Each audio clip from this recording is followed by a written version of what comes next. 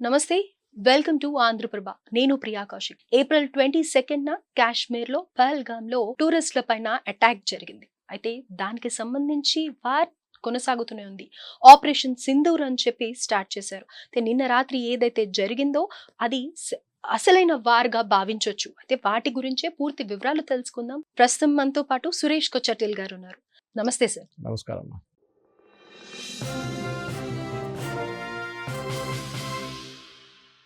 So, గతంలో కూడా 1971లో war జరిగింది.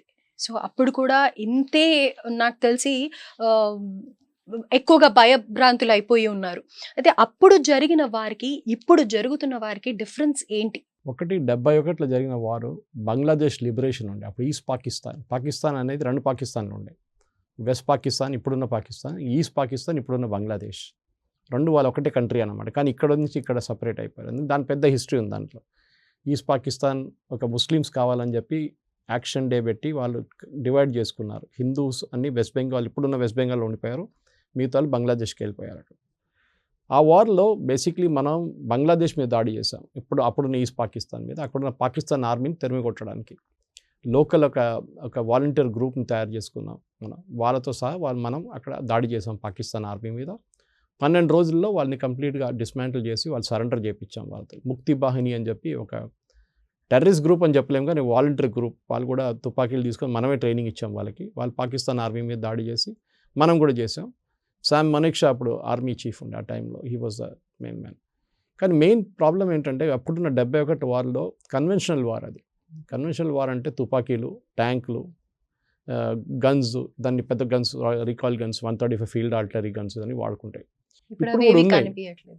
ఇప్పుడు ఇప్పుడు ఉన్నాయి. జరిగే వార్‌లో. కానీ ఇప్పుడు ఉన్నాయి కానీ ఇప్పుడు మారిపోయింది వార్ అనే సిట్యుయేషన్. వార్స్ మారిపోయింది. మీకు మంచిగా ఎగ్జాంపుల్ ఇవ్వాలంటే Ukraine Russia war.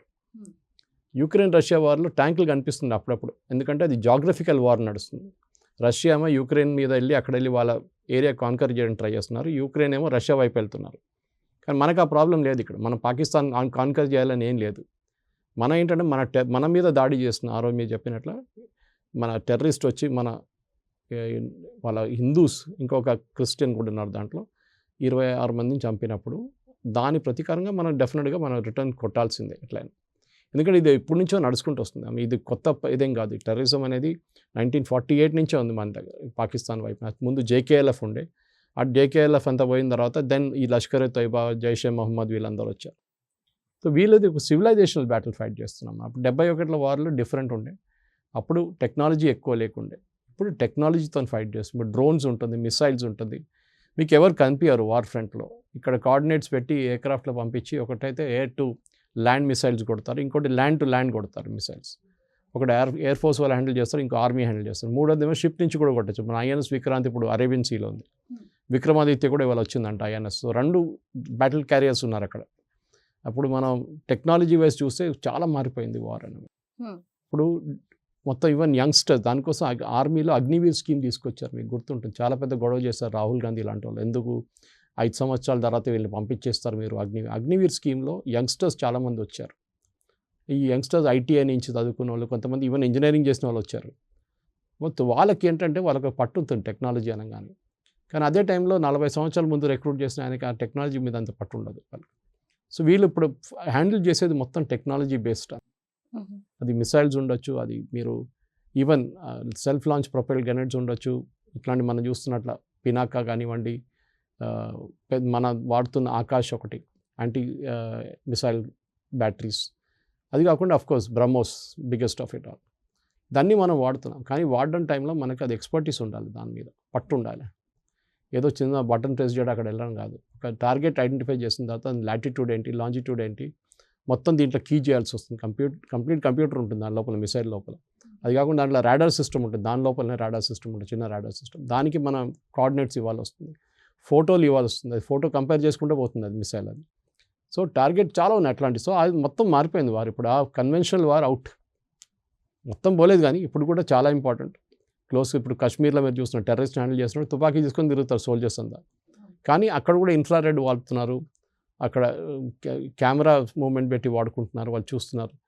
Okay, sniffer dogs వాడుకుంటున్నారు.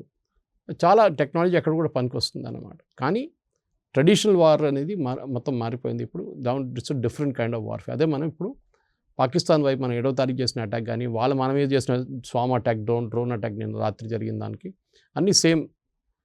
మనం దాన్ని కౌంటర్ చేసేది ఎట్లా అంటే, ఇప్పుడు మనం చూసిన ఇజ్రాయెల్ గాజా గొడవలో లెబనాన్ నుంచి ఫైర్ చేసిన మిసైల్స్ కానీ, హూతీలు ఫైర్ చేసిన మిసైల్, ఇరాన్ ఫైర్ చేసిన మిసైల్స్ చూసుంటారు మీరు. అంత ఐరన్ డోమ్ అని చెప్పి ఇజ్రాయెల్ దగ్గర ఒక సిస్టమ్ ఉంది. మన S-400 వాడుకుంటాం, మన రష్యా దగ్గర తీసుకుని S-400 మన 4 ఉన్నాయి మన దగ్గర. అది కాకుండా మిగతా సిస్టమ్స్ కూడా నేను ఆకాష్ చెప్పాను చూడండి, అట్లా కాకుండా మనం ఇజ్రాయెల్ నుంచి తీసుకున్న కొన్ని సిస్టమ్స్ కూడా ఉన్నాయి మన దగ్గర. అన్ని డిఫరెంట్ కాంబినేషన్స్ ఉంటుంది. ఇప్పుడు ఐరన్ డోమ్ అనగానే వాళ్ళ దగ్గర 3 ఉన్నాయి. ఇరాన్ నుంచి వచ్చే మిసైల్, హూతీస్ మిసైల్ హ్యాండిల్ చేయడానికి, ఇంకోటి డేవిడ్ స్లింగ్ అని చెప్పేది కూడా ఉంది, ఇంకోటి పేట్రియట్ అని ఉంది. ఈ ఐరన్ డోమ్ ఏమో 60 కిలోమీటర్ దూరం నుంచి ఒక మిసైల్ని ఆపేస్తుంది. అంటే వాళ్ళ టెరిటరీ లోపల రాగానే కొట్టి పడేస్తుంది. ఈ ఇంటర్సెప్షన్ అనేది ఒక మిసైల్ కొట్టుకుంటుంది. సో ఏదో మన ఇంకేదో ట్రిక్ కాదు అది. వాళ్ళు ఫైర్ చేసిన మిసైల్ ఎగ్జాక్ట్ టైం బట్టి మనం వెళ్ళి కొట్టి దాన్ని డిస్ట్రాయ్ చేయడం. మళ్ళీ వచ్చి కింద పడవచ్చు. అది నో ప్రాబ్లం. మన దగ్గర కూడా చూసాం, వాళ్ళ టీవీలో చూపిస్తున్నారు, రాత్రి జరిగినంత పడింది రెమినెంట్స్. కానీ మనకు అది ప్రూఫ్గా ఉంటుంది. కొన్ని అయితే ఎక్స్ప్లోడ్ కూడా కాలేదు, దాని చైనీస్ మార్కింగ్స్ ఉంది దాని మీద, కొన్ని టర్కీ మార్కింగ్స్ ఉంది కొన్ని దాంట్లో. సో ఇదంతా ఈ టెక్నాలజీ వాడేటప్పుడు ఈ David sling next one Israel, అది 300 కిలోమీటర్ దాకా, 200 కిలోమీటర్ దాకా అది అక్కడి నుంచి వచ్చే మిసైల్ అటాక్. లాస్ట్ పేట్రియట్తో ICBMs, ఇంటర్కాంటినెంటల్ బ్యాలిస్టిక్ మిసైల్స్. అంటే అది స్పీడ్ ఆఫ్ సౌండ్ మీద వస్తుంది, twice the speed of sound. అంటే మీరు అసలు ట్రాక్ చేయలేరు దాన్ని, చాలా కష్టం. సో ఈ కమాండ్ అండ్ కంట్రోల్, ఇప్పుడు S-400 మనం వాడుతుంది, దాన్ని సుదర్శన్ చక్ర అని చెప్తున్నాం, మనం పేరు పెట్టుకున్నాం. అది 300 మిసైల్స్ని ఒకటేసారి హ్యాండిల్ చేయగలదు. ఆ రోజు మీరు ఇరాన్ నుంచి చూస్తుంటారు, ఇజ్రాయెల్ మీద దాడి చేసినప్పుడు 100 మిసైల్స్ ఫైర్ చేశారు ఒకటేసారి వాళ్ళు. ఆల్మోస్ట్ 95% మిసైల్స్ని డౌన్ చేశారు ఇజ్రాయెల్. 5% అక్కడిక్కడ మిషనే ఆ సాఫ్ట్వేర్ అంత కేపబిలిటీ ఉంటుంది అప్పుడు. కానీ మన దగ్గర ఉన్న SU-400 చాలా బాగా పనిచేస్తుంది. ఫస్ట్ టైం బ్యాటిల్ ఫీల్డ్లో వాడాం మనం. ఇప్పుడు దాకా టెస్టింగ్ సెనారియోలో ఉంటుంది, కానీ బ్యాటిల్ ఫీల్డ్ యాక్చువల్ టైంలో పాకిస్తాన్ 5 ప్లేసెస్ నుంచి వాళ్ళు మిసైల్ ఫైర్ చేస్తున్నా అంటే ఈ ట్రాకింగ్ సిస్టమ్ మన దగ్గర 4 ఉన్నాయి SU-400s. ఏదో ఇంకొకటి రావాల్సి ఉంది మనకి. 5 ఆర్డర్ చేసాం మనం, మనోహర్ పరికర్ గారి టైంలో ఆర్డర్ చేసాం. అది ఒకటి గుజరాత్ దగ్గర ఉంది, ఇంకోటి రాజస్థాన్ దగ్గర ఉంది, ఇంకోటి కశ్మీర్ వైపు ఉంది, ఇంకోటి నడిమిట్లో పెట్టారు వాళ్ళు యాజ్ అ బ్యాకప్ అనమాట. ఈ మిసైల్ ట్రాకింగ్ అంటే పాకిస్తాన్ నుంచి ఒక మిసైల్ మూవ్ అవుతుంది అనగానే మా ఈ SU-400 ట్రాక్ చేస్తుంది దాన్ని. ఫర్ ఎగ్జాంపుల్ మనం నిన్న ఒక F-16ని కొట్టాం మనం కింద. ఆ F-16 టేక్ ఆఫ్ చేసినప్పుడు రన్వే నుంచి పట్టుకుంటుంది సిగ్నల్, ఇది లాక్ చేసుకుంటుంది దాన్ని టార్గెట్. అది ఎక్కడ వెళ్ళినా కానీ దాని వెంట పడుతుంది మిసైల్ అది. సో ఫైనలీ వీళ్ళు డిసైడ్ చేస్తారు మిసైల్ ఇప్పుడు ఫైర్ చేయాలంటే వాళ్ళ టెరిటరీలోనూ మనం వాని మీద ఫైర్ చేయలేం కదా. అంటే the aircraft should have an evil intention, మన దగ్గరకు వస్తున్నారంటే అప్పుడు మనం ఫైర్ చేయొచ్చు. కానీ ఒకసారి టార్గెట్ లాక్ అయింది అనుకోండి, అది ఏ చేసినా కానీ ఏం చేయలేకపోతారు. దానికోసం మీరు చూస్తుంటారు ఫైటర్ ఎయిర్క్రాఫ్ట్ అక్కడిక్కడ తిరుగుతున్నప్పుడు ఫైటింగ్లో ఫ్లేర్స్ పంపిస్తారు సైడ్ నుంచి. ఆ ఫ్లేర్స్ ఎందుకంటే దాని వెంట పడుతుందేమో మిసైల్ అని చెప్పేసి. కానీ ఈ మిసైల్ చాలా స్మార్ట్ అయిపోయింది, అది కూడా తెలిసిపోయింది. దీని ఇంజిన్ ఒక హీట్ ఉంటుంది, దాన్ని సీక్ చేసుకుంటే వెళ్ళిపోతుంది, దాని వెళ్ళి కొట్టేస్తుంది దాన్ని. దానికోసం పైలట్ నిన్న మనకు దొరికారు నిన్న ఒకరు. సో ఇట్లాంటి వార్ఫేర్లో అది అట్ ద హయ్యర్ ఎండ్ అన్నమాట. అన్నిటికీ వాడక్కర్లేదు, ఎందుకంటే ఒక్కొక్క పీస్కి ఫర్ ఎగ్జాంపుల్ బ్రహ్మోస్ మనకి ఆ రోజు ఒకసారి పాకిస్తాన్ తప్పుగా మనం కొట్టాము 4 సంవత్సరాల ముందు, తెలియకుండా ఒకటి వెళ్ళిపోయింది. 24 కోట్లు దాని విలువ. సో ఒక మిసైల్ పంపించడం అంత చిన్న అమౌంట్ కాదు. సో చిన్న మిసైల్ కూడా ఇంత చిన్న అయినా కానీ 2 కోట్లు ఉంటుంది యాంటీ మిసైల్ సిస్టమ్. వాడుకున్నప్పుడు చాలా కేర్ఫుల్గా వాడుకోవాల్సి వస్తుంది, ఎందుకంటే we are not a rich country. Even Israel వాడుతున్న ఐరన్ డోమ్ కూడా అంతే. ఇప్పుడు వాళ్ళు కొత్తగా ఒక లేజర్ తయారు చేస్తున్నారు, వేరే ఫిజికలీగా ఏం పంపారు కానీ లేజర్తో కొట్టి పడేస్తారు అన్నమాట. అది ఇంకా డెవలప్మెంట్ స్టేజ్లో ఉంది.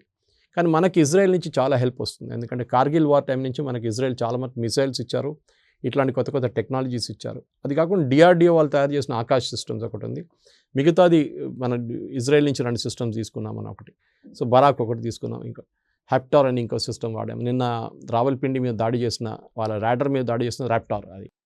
సో ఇదన్నీ టెక్నాలజీ డిఫరెంట్ అన్నమాట. లాకింగ్ సిస్టము చాలా కాంప్లికేటెడ్.